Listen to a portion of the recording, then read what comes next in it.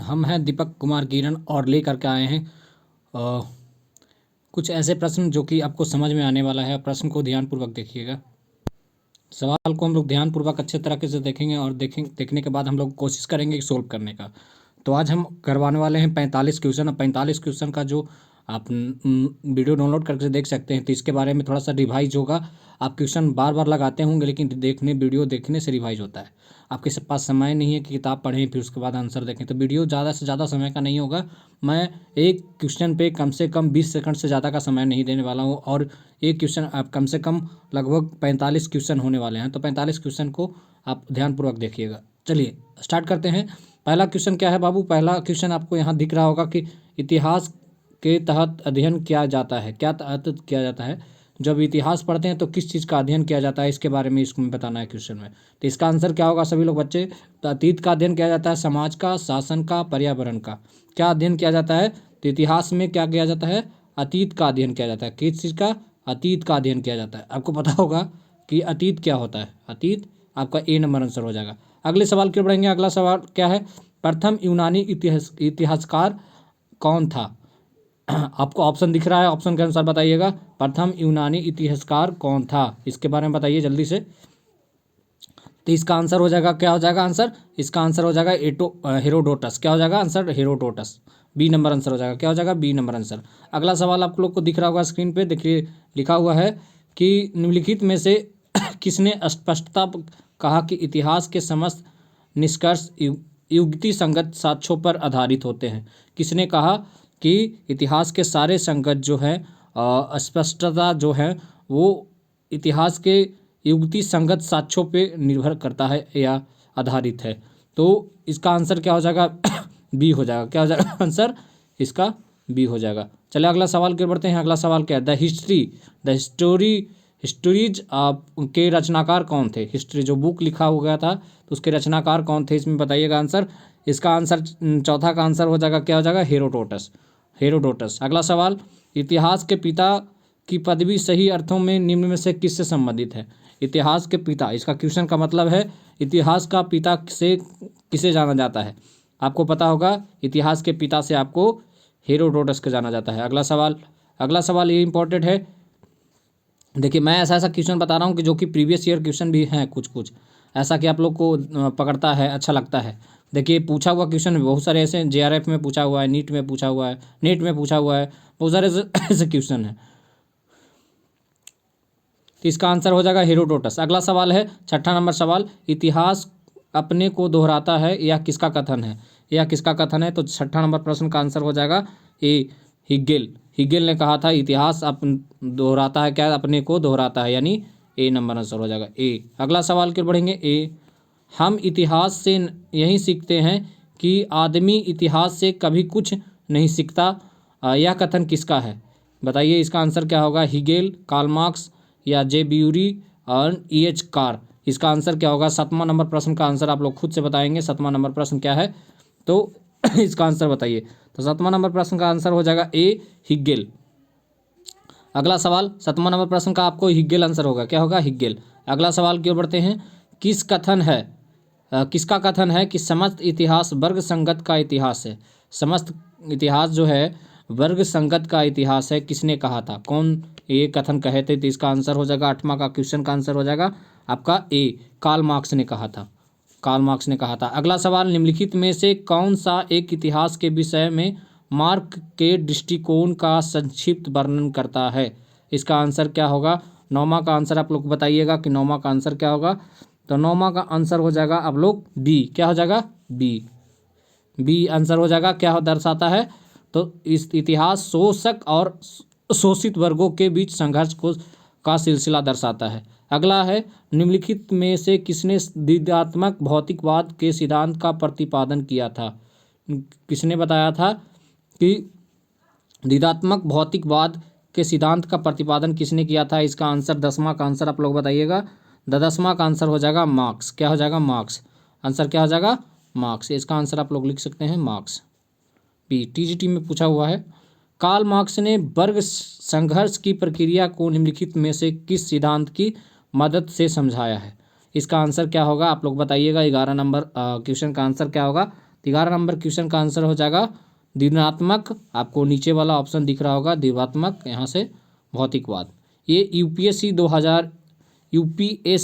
आप देख रहे हैं, थोड़ा सा देख लीजिएगा, ध्यानपूर्वक कीजिएगा।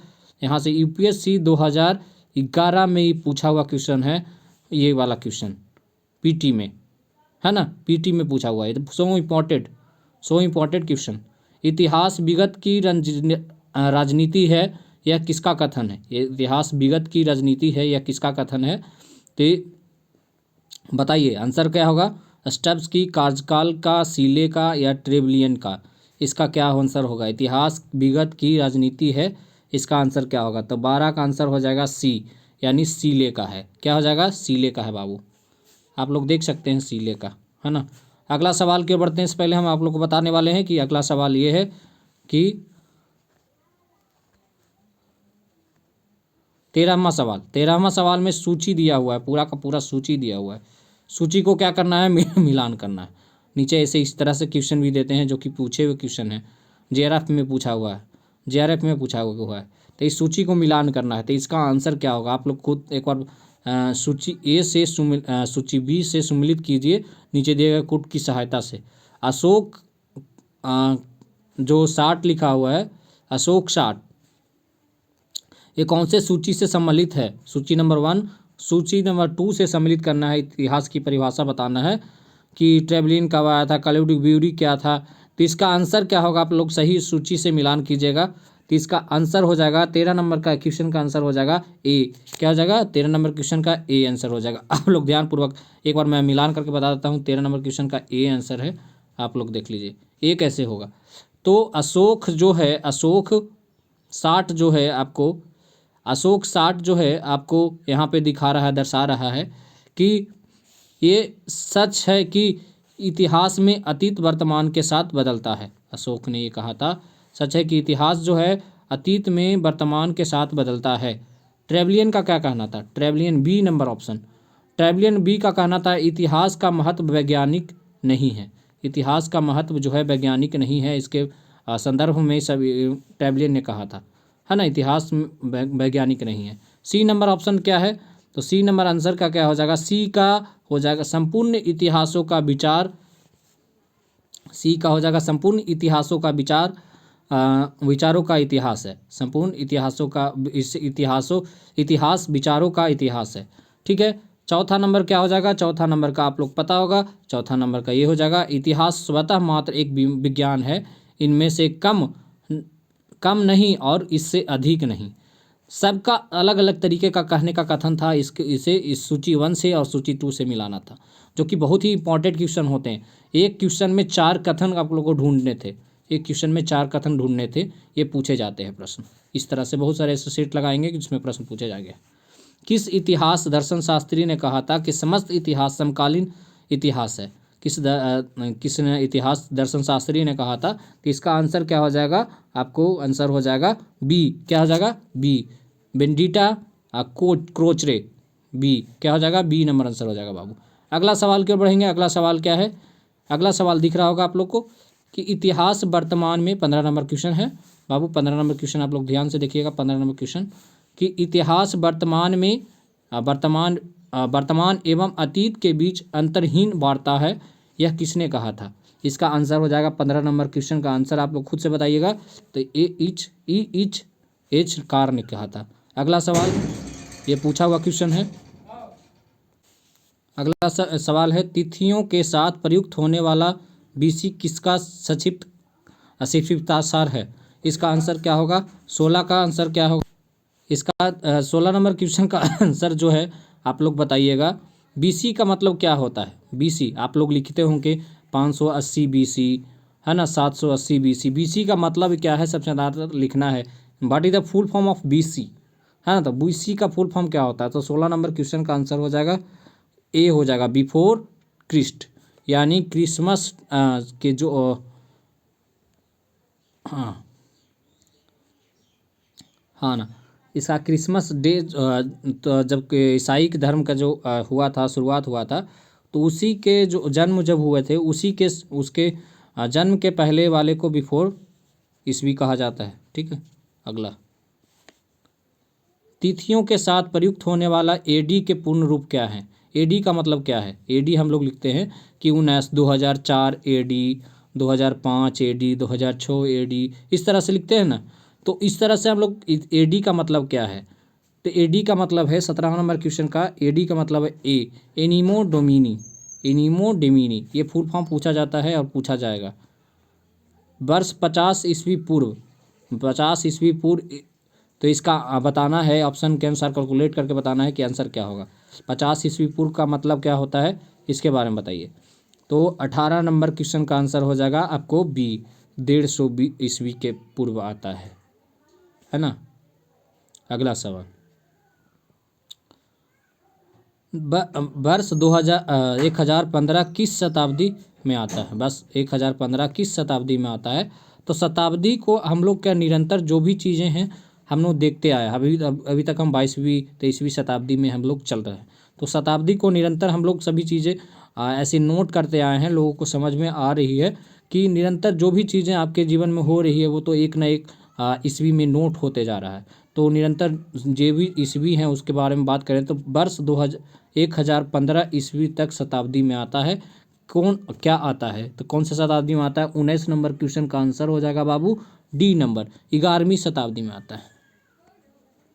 अगला सवाल है सुमिलित, फिर वही ऐसा ही क्वेश्चन है जो कि अभी हमने पिछला क्वेश्चन जो बताया था आपको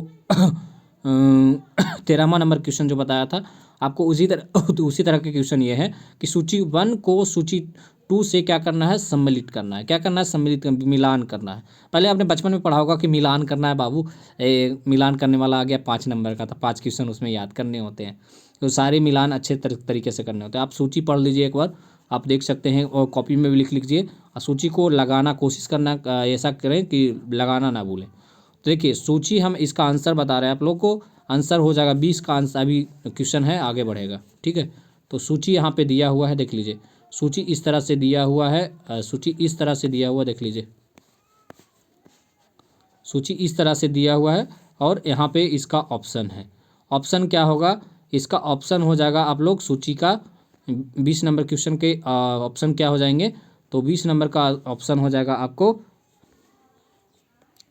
20 नंबर क्वेश्चन का ऑप्शन हो जाएगा डी। क्या हो जाएगा? डी।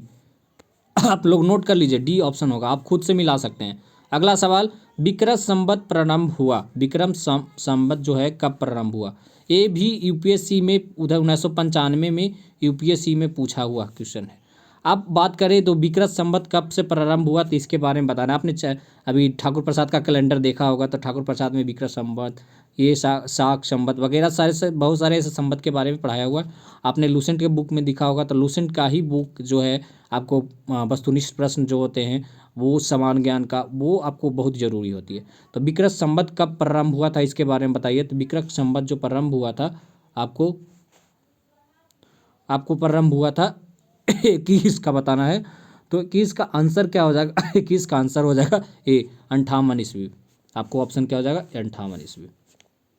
अगला सवाल, शक संवत का प्रारंभ किस सम्राट के शासनकाल में 78 ईस्वी में हुआ था? आपको ये क्वेश्चन ये पूरा हो गया होगा, आप कंफर्म हो गए होंगे कि आरआरबी में पूछा हुआ क्वेश्चन जो है प्रीवियस ईयर का क्वेश्चन है। तो आप सारे क्या कीजिएगा, आरआरबी के जितने भी तैयारी करने वाले लोग हैं, प्रिपरेशन करने वाले हैं, जो कि वो करते हैं, तो वो तैयारी में खुद ना खुद क्या हो जाता है, ये आपको ये प्रीवियस ईयर का क्वेश्चन जरूर लगाना होगा।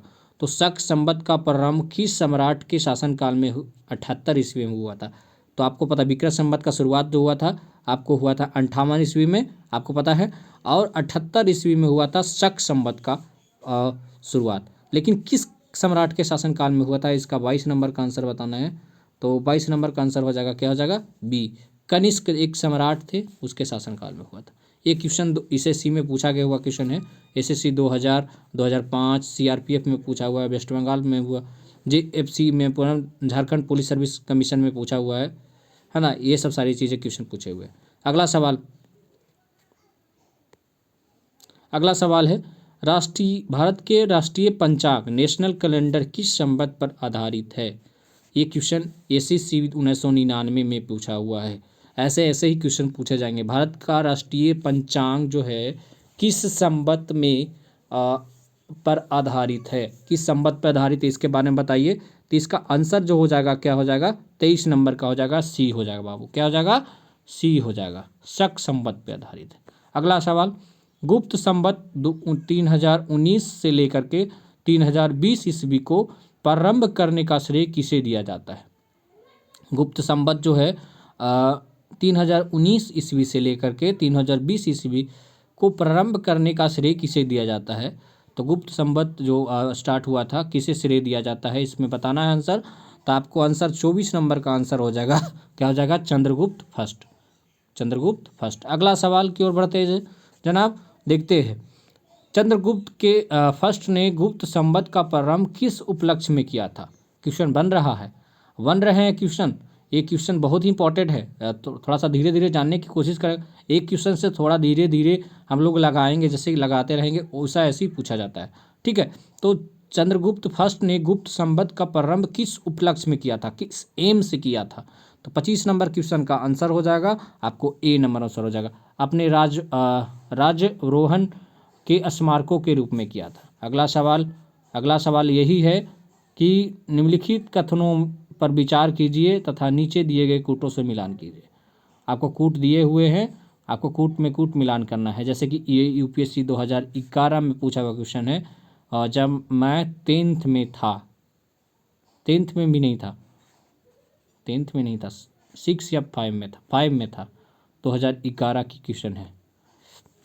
तो 6 में था लगभग, हाँ। तो निम्न कथनों पर विचार कीजिए और विचार करने से नीचे दिए गए कूटों से सही उत्तर चुनिए। विक्रम संवत 58 ईस्वी से प्रारंभ हुआ और शक संवत 78 ईस्वी से प्रारंभ हुआ, ये पद सही है, एक और दोनों मिलते हैं।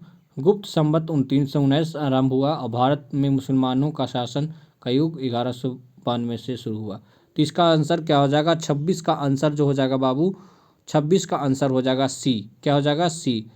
गुप्त संवत सन 1900 सी आंसर हो जाएगा, सी देख रहे हैं यहाँ पे, सी।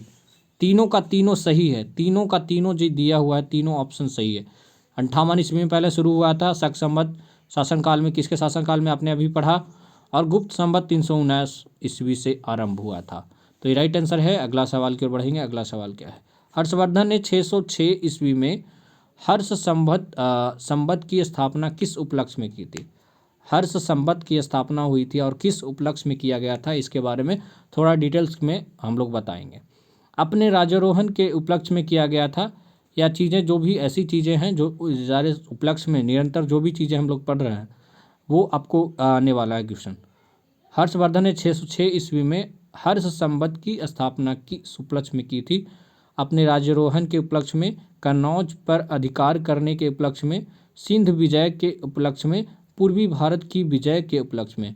27 नंबर क्वेश्चन का आंसर जो हो जाएगा बाबू, 27 नंबर क्वेश्चन का हो जाएगा ए। क्या हो जाएगा, ए आंसर हो जाएगा। राइट आंसर क्या है, ए। अगला सवाल की ओर पढ़ने से पहले हम एक चीज़ बता दें कि सब लोग को शेयर करना जरूर ना भूलें, शेयर जरूर कीजिएगा सब लोग।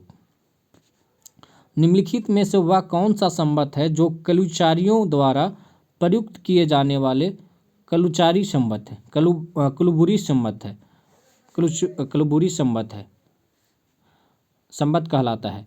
इसका आंसर क्या हो जाएगा, 28 का आंसर हो जाएगा बाबू, सी हो जाएगा। 28 का आंसर हो जाएगा त्रैटिकुटक संवत। आपने पढ़ा होगा संवत। तो चालुक्य विक्रम संवत का प्रचलन किसने किया था। विक्रम संवत चालुक्य ने, विक्रम संवत कौन प्रारंभ किया था, चालुक्य ने किया था, लेकिन प्रचलन कब किया था। तो इसका आंसर आप लोग खुद से बताइए, 29 का आंसर जो हो जाएगा इसका आपको सी हो जाएगा, विक्रमादित्य। आपको सी क्या हो जाएगा बाबू, सी आंसर 6, विक्रमादित्य 6।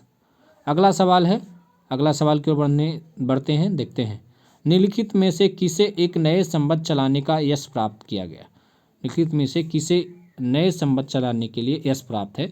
धर्मपाल को, देवपाल को, विजय सेन को या लक्ष्मण सेन को। ये जो है यूपी पीसीएस में पूछा हुआ क्वेश्चन है, UP PCS, Uttar Pradesh public service commission में पूछा हुआ क्या है।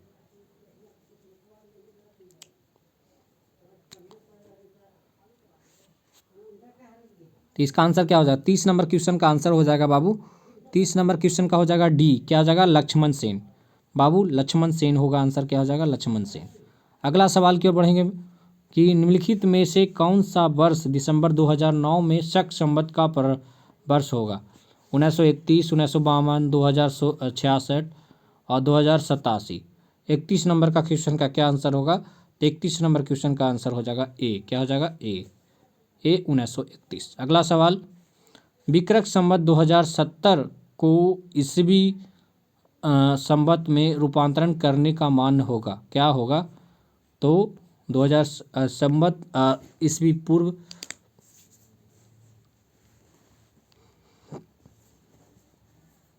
विक्रम संवत 2070 को ईसवी संवत में रूपांतरित करने का मान्य होगा, क्या आंसर होगा इसका? तो इसका आंसर हो जाएगा 32 का आंसर आप लोग बताइए, इसका आंसर हो जाएगा 2013, डी नंबर आंसर। सवाल की ओर आगे बढ़ते हैं, हम लोग 45 क्वेश्चन करने वाले हैं, जो कि अभी फिलहाल 32 क्वेश्चन कर चुके हैं। अगला सवाल है, विक्रम एवं शक संवत के आरंभ के बीच कितने वर्षों का अंतर है? अब बताना है कि कौन से विक्रम संवत और शक संवत के बीच जो शुरुआत हुआ था और निरंतर जो भी चीज़ें हुई थी उसके बारे में तो आप लोग खुद जानते होंगे, लेकिन मैं बता देना चाहूँ कितने वर्षों का अंतर है। तो 33 का आंसर है आपको, सी आंसर है, 78 वर्षों का अंतर है। 78 वर्षों का, सॉरी 135 वर्षों का अंतर है, सी आंसर। 33 का क्या है? C answer. पुलकेशिन फर्स्ट का बादामी शिलालेख शक वर्ष 465 दिनांक आपको दिया हुआ है, दिनांक पूरा। यदि इसे विक्रम संवत के दिनांक करना हो तो वर्ष में क्या होगा? नो कहना है कि शक संवत के दिनांक को, शक वर्ष के दिनांक को विक्रम संवत में दिनांक में कन्वर्ट करना होगा। हाउ टू यूज शक संवत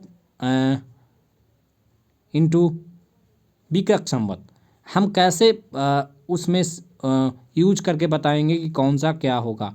तो नाउ वंस अगेन, अभी हम जो 34 नंबर क्वेश्चन है आप लोग को फिलहाल आपको बताना होगा, ये यूपीएससी में 1997 में पूछा हुआ क्वेश्चन है, 1997 में पूछा हुआ क्वेश्चन है, जो कि बहुत इंपॉर्टेंट है। तो इसका आंसर क्या हो जाएगा? 34 नंबर क्वेश्चन का आंसर हो जाएगा 600 वर्ष, क्या हो जाएगा? आपको ये आंसर हो जाएगा 600, आपको ए नंबर आंसर है 600। अगला सवाल है आप लोग को, राजस्थान सरकार के कैलेंडर में विक्रम संवत 2063 लिखा हुआ है कि शाक संवत क्या होगा? तो इसका आंसर क्या होगा? तो 35 नंबर क्वेश्चन का आंसर है सी, 1928 साके। अगला सवाल, पुरातत्व में स्तर विन्यास पद्धति स्ट्रैटिग्राफी निम्नलिखित में से किसको समझने के लिए प्रयुक्त की जाती है? किसी संस्कृति के विस्तार की सीमा को समझने में प्रयुक्त की जाती है, भौतिक अवशेष के क्रमिक निक्षेप के लिए प्रयुक्त की जाती है, या बस्ती निवासियों के शारीरिक लक्षण के लिए प्रयुक्त की जाती है, दुधारू पशुओं को सांख्यिक संपत्ति प्रदान करने के लिए प्रयुक्त की जाती है। ये सब चीज़ें हैं, क्या है आंसर क्या होगा? तो 36 का आंसर हो जाएगा आपको बी, पुरातत्व स्तर के जो विन्यास जो हैं, स्ट्रैटिग्राफी जो है आपको क्या किया जाता है? तो इसका आंसर हो जाएगा बी नंबर, भौतिक अवशेष के क्रमिकों को निक्षेपण करने के लिए किया जाता है। अगला सवाल की ओर बढ़ते हैं, 37 नंबर क्वेश्चन, कार्बन 14 यहाँ पे दिया हुआ है, कार्बन 14 तिथि निर्धारण पद्धति का विकास किसने किया था? अब एक पता होगा कि आपको कार्बन 14 के निरंतर प्रयोग से हम लोग उस तिथि का, दिनांक का पता लगाते हैं, और निर्धारण पद्धति हम लोगों ने एक डेवलप किया है। तो उसको किसके समकालीन किया गया था या कौन किया था? तो कार्बन 14 का जो है आपको 37 नंबर क्वेश्चन का आंसर है डी, क्या हो जाएगा? बिलर्ड लिब्बी ने किया था। अगला सवाल, काष्ठ, अस्थि और शंख के पुरातत्व नमूनों का काल निर्धारण करने के लिए निम्नलिखित में से कौन सा अपनाया जाता है? ये यूपीएससी 1993 में पूछा हुआ क्वेश्चन है, बहुत ही इंपॉर्टेंट क्वेश्चन है, यूपीएससी 1993 में पूछा हुआ है। तो काष्ठ, अस्थि और शंख के पुरातत्व नमूने के काल निर्धारण करने के लिए निम्नलिखित में से कौन सा अपनाया जाता है? तो आंसर आपको बताना है, 38 नंबर क्वेश्चन का आंसर हो जाएगा कार्बन 40, आपको पता ये कार्बन 40 के बारे में बिलियर्ड लिबी ने बताया था, लेकिन ये आपको पूछा था नीचे क्वेश्चन, एक ना एक रिलेट करके क्वेश्चन पूछा गया है, सारे के सारे एक ना क्वेश्चन दूसरे क्वेश्चन से रिलेशन है। कार्बन डेटिंग आपको दिया हुआ, निम्नलिखित में से आयु निर्धारण हेतु प्रयुक्त होती है, क्या होती है? कार्बन डेटिंग में निम्न में से आयु निर्धारण हेतु प्रयुक्त होती है, क्या प्रयुक्त होती है? तो पीसीएस उत्तराखंड पीएससी 2008 में पूछा हुआ है, तो आपको ये आंसर बताना है। तो 39 नंबर क्वेश्चन का आंसर है आप लोग को ए, क्या हो जाएगा? जीवाश्म का यूज किया जाता है आयु निर्धारण करने के लिए। अगला सवाल है 40 नंबर क्वेश्चन का, ये जो बहुत ही इंपॉर्टेंट क्वेश्चन है, प्रौद्योगिकी का अंत एवं इतिहास का आरंभ तब माना जाता है जब यहाँ पे आंसर दिया हुआ है, कब माना जाता है? जब मानव ने चलना सीखा था, मानव ने एक दूसरे से बात करना सीखा था, मानव ने लिखना सीखा था, मानव ने घर बनाकर रहना सीखा था। मतलब ये जो इतिहास का आरंभ किया गया वो कब से? तो आपका 40 नंबर क्वेश्चन आपको आंसर बता रहा है कि 40 नंबर क्वेश्चन, जब मानव ने लिखना शुरू किया था तब हम लोग प्रौद्योगिकी का अंत एवं इतिहास का आरंभ तब माना जाता है। ठीक है, मानव ने जब लिखना शुरू किया था। अगला सवाल क्या है? भारत के संबंध में इतिहास संदर्भ में इतिहास काल जो आपको हिस्टोरिक पीरियड जो है, आपको ये आरंभ कब से माना जाता है? हिस्टोरिक पीरियड जो भारत का संदर्भ में जो हिस्टोरिक पीरियड है वो कब से माना जाता है? तो इसका 41 नंबर क्वेश्चन का जो आधार आप लोग बताए हैं, तो इसका सी आंसर हो जाएगा 600 ईस्वी पूर्व से, 600 ईस्वी पूर्व से माना जाता है। अगला है सिंधु सभ्यता को आदि इतिहास सभ्यता कहा जाता है क्योंकि यह एक प्रमाण मिला है। क्या प्रमाण मिला है? सिंधु घाटी सभ्यता से, सिंधु सभ्यता से क्या प्रमाण मिले हैं हम लोग को? तो ए नंबर लेखन का प्रमाण मिला है। ठीक है, 43 नंबर क्वेश्चन है आप लोग को बच्चों, 43 नंबर के शक संवत पर आधारित राष्ट्रीय पंचांग नेशनल कैलेंडर जो होता है, एक चैत्र ग्रेगोरियन कैलेंडर की निम्नलिखित तिथियों में से किस एक तदनुरूप है? इसका आंसर आप लोग बताइएगा। तो इसका आंसर हो जाएगा आपको 43 नंबर क्वेश्चन का आंसर हो जाएगा आपको ए नंबर हो सकता 22 मार्च या अथवा 21 मार्च, 22 मार्च या अथवा 21 मार्च हम लोग जानते हैं ये आपको नेशनल कैलेंडर में। ठीक है, अगला सवाल, निम्नलिखित में से किसने इतिहास को प्राचीन मध्यकालीन आधुनिक 3 भागों में बांटकर देखने का रिवाज चलाया? आप लोग बताना, हेरोडोटस ने बताया या सीसरो ने बताया, प्लिनी ने बताया, सिलरेरियस ने बताया, किसने बताया? इसका 44 नंबर का हो जाएगा डी, क्या हो जाएगा? डी। अगला सवाल क्या है? निम्नलिखित में से किसने गुप्त संवत के प्रारंभ के निर्धारण के संबंध में आपको सूचना दी है? इसका आंसर आप लोग खुद से बताइएगा। तो लिखित में से किसने गुप्त संवत के प्रारंभ के निर्धारण के संबंध में महत्वपूर्ण सूचना दी है? तो आपको इसका आंसर हो जाएगा 45 नंबर का बाबू, डी नंबर से अल बरूनी, आपने Al Biruni. Thank you very much. आज हम इतना ही पढ़ेंगे। अगर किसी तरह का कोई कॉन्टेक्ट चाहिए, आपको कुछ क्वेश्चन है तो आप भेज सकते हैं। नीचे डिस्क्रिप्शन बॉक्स में भी नंबर दिया हुआ है और स्क्रीन पे भी नंबर शो कर रहा है, आप बताएंगे इसमें मैसेज करके 6201 6504 57।